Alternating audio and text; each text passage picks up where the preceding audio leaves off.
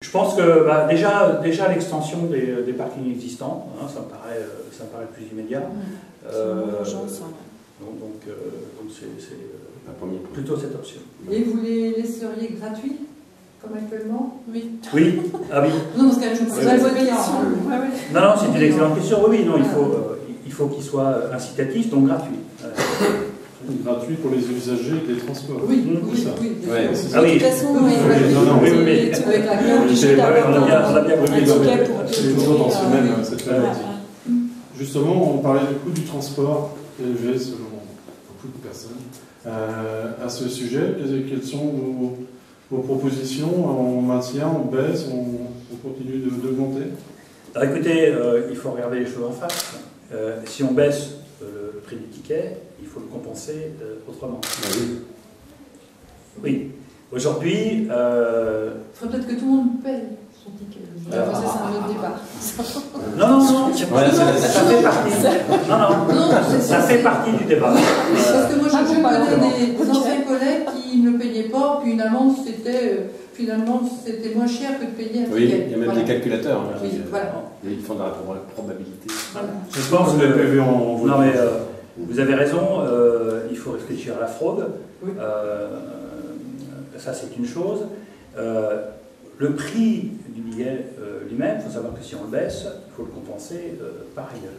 Aujourd'hui, dans le budget de la TAM, les rentrées au titre du ticket représentent à peu près 35% des ressources. Hein, donc, alors, vous savez que il y a quelques années, le mouvement auquel j'appartiens avait réfléchi à la gratuité des prix du transport. Je pensais d'ailleurs qu'on allait me poser la question, donc j'y réponds avant qu'on me la pose. Ça va venir. Alors je vous la faisais. Alors pourquoi pas faire gratuit? Oui, c'est une bonne question. Alors on l'a pas mis. Non mais ça résout aussi le problème du coût, ça résout le problème de la fraude, ça résout pas mal de choses. Et puis c'est très incitatif. Alors simplement, comme je viens de vous le dire, vous savez que 35%, il faut couvrir 35% du budget de la TAM. Hein, donc c'est quand même pas rien. On parle de 35, voilà, de 40 millions d'euros à peu près. Ça fait à peu près. Donc ça fait réfléchir.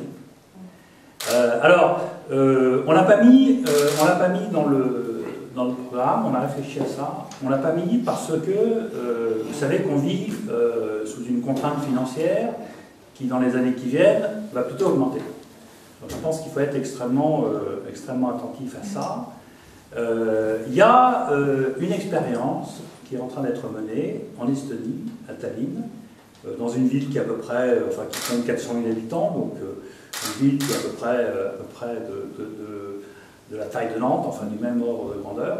Donc je pense qu'il faut être attentif à ce qui se passe, rester ouvert d'esprit, et puis peut-être dans un an ou deux, se reposer la question. Mais vous voyez, je n'ai pas de solution miracle. Je pense que ce qu'on ne prend pas aux usagers, on le prend aux contribuables. Moi j'ai envie de vous retourner la question, est-ce que vous préférez payer en tant qu'usager ou est-ce que vous préférez payer en tant que contribuable?